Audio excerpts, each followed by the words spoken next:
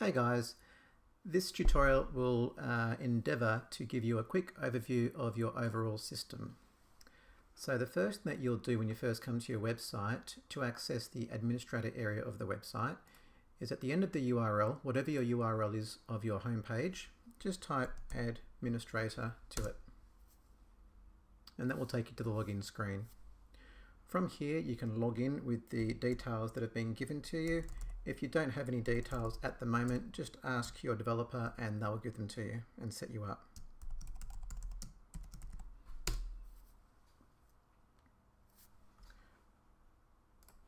Okay, so from here, a couple of things to look at. So you're going to be using only a few of the areas generally. So you do have menus, and generally your main menu is this one here called main menu. And that would generally be the one that's at the top of your page across here. And that will be emulated down here. So they're your menus.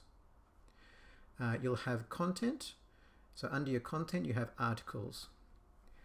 Now depending on the type of system that's being created for you, your articles, which is the page content itself appearing here, will either be in this section, content articles, under one of these pages, or it will be under the SP page builder section, which is the next section that we'll go to, which is here.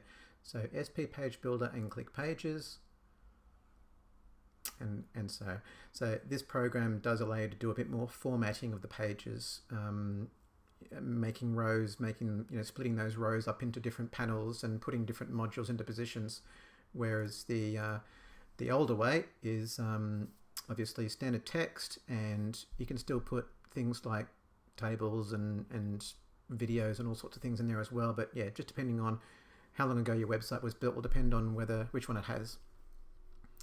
Okay, so some other things that we can go through. You've also got, so when you go to your menus, we'll go back to the main menu. Say for instance, you had a menu that you didn't want to appear for some reason. It could be that you've got old information on it or just don't want to show it anymore. So at the moment we've got all our menus appearing here. So one of the menus is called, as an example, reviews.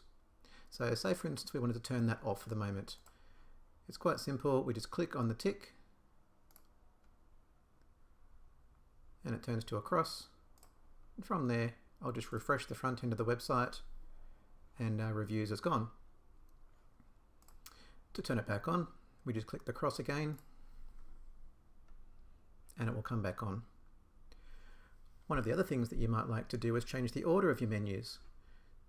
So we might like to swap reviews, so reviews might be last. So at the moment, I'll just refresh that to bring reviews up again. We just need to refresh every time we make a change in the back end so the browser gets to see the new page. So we might want to put our reviews as the last menu item. So what we do, we get these three dots here and drag them till it appears in the final position. I've got one menu that's been turned off for the moment. As you can see, it's last now. So if I go back to my main website,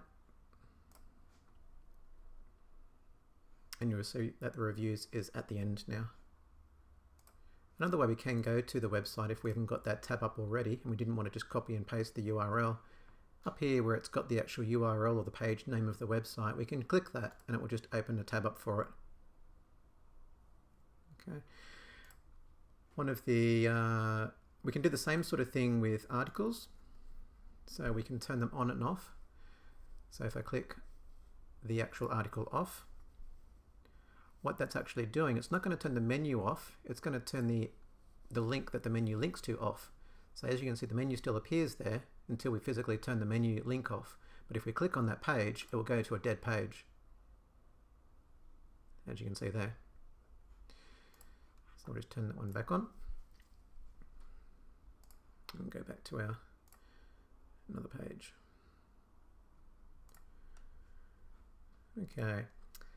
So some of the other things that might make it easier for you, when you're searching around on a website, if you've got a lot of pages inside your website, we do have search tools. Now, in this instance, we've got a couple of pages here. If I was to type in the word time and click search, click the little search magnifying glass, you'll see that only the pages that have the word time in it will appear. We'll just clear that for a second. This particular website also has a feature in this one where the 3 elements here are inside a category called footer items, and those items appear at the bottom of this page here, those 3 items side by side, and they break up 1/3 of the design each. So if, for instance, I had a lot of pages again and I just wanted to show those 3 footer items, I can choose my search tools here and I can select my category. In this instance, I'm going to choose footer items, and it will just show those 3.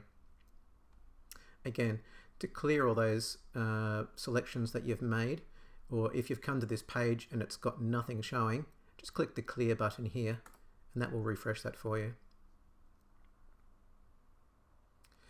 In the SP Page Builder section, to get to that area, we go SP Page Builder and Pages. And as you can see here, we've got a page here called Home. So we'll just click that for a second. And that is our home page that's on this page. So we'll just click that. And here we are. So this is a builder that allows us to actually break up the page a bit more. We've got a heading. So the welcome heading, which is this area up here, the welcome heading. Then we've got a row that covers both this text and this lady, which you can see here. We've got a row which has 2 parts to it. Now we can actually modify the shape of that if we wish by changing the actual width of the columns. At the moment, that's set to 7,5. Now we've got 12 units to play with, so we can break that up however we wish. We can do 3 columns, we can do 2 columns that are even. In this instance, we might want to just break it up into 2 halves, 2 even halves. And if we do that and we click Save, instead of that text being here, that will move across to the left-hand side a bit. We'll just refresh that and show you. Okay. And we can keep adding more rows and adding more things to them. As an example of the things that you can add to it, if we have selected inside this row here and click Add-on, we can add a module, we can add an accordion, a contact us form, many things, buttons that go to external pages or internal pages, call to actions, carousels, image galleries, even Facebook likes and Google Maps, and the majority of things that you'll be using most likely will be videos and text blocks. That's the majority of them. If we've come into an area and we've made a change and we don't want to save it, we just click Close and it won't save anything. Going back into the article area, if we were to create a new page by clicking the New button here, one of the most simplest things that you might like to do is add a new menu item that might be under here. So what we might do, we'll create a menu.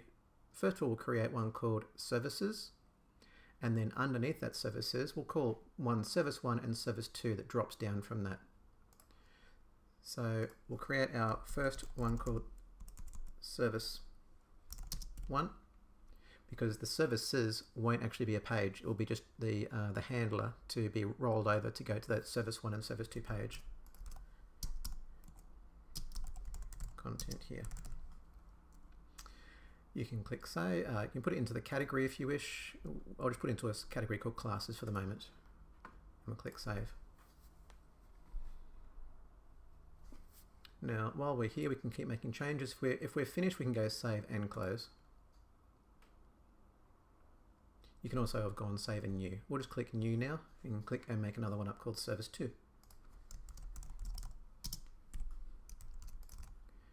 And again, put it inside the category of question and Save and Close. From here, we want to create that holding menu and then the 2 drop-down menus from it. So what we're going to do, we're going to go to Menus, to our main menu, and we'll click New. And we'll call this Services. Now the type of menu that we want to link to is under the System Links, and it's called a text separator. And that's all we do for that one. We click Save. And what that will do, that will put the menu at the end. And as you can see, you can't physically click on it. It doesn't do anything. So what we're going to do next is go Close. Or we could have gone Save and New. As you can see it down the bottom here, we might like to put that up after the introductory offer there. We might want to click a new one now to create a link to that those two services page. Service 1. Now that's going to be linking to an article. So we go to an article and we go to a single article and we say, okay, which article do we actually want to link to? So we click Select and we choose Service 1. Now then we've got to say, okay, what drop-down menu do you want that to come off? So over here where it's got the parent item, we select that and we say we want that to be coming off Services. So we click that and go Save and Close. If we refresh the front page, you see we've got Services there, and you drop down and see Service 1. And if we click that, we'll go to the page that just got Service 1. Okay. Now the only difference between that and the SP page builder is if you've gone to the pages and to create a new page, we go New. We might call this one Service 3. Service 3. And we click Add a New Row. We might add some text, so I'll click an add-on. Get down to the bottom where we've got a text block.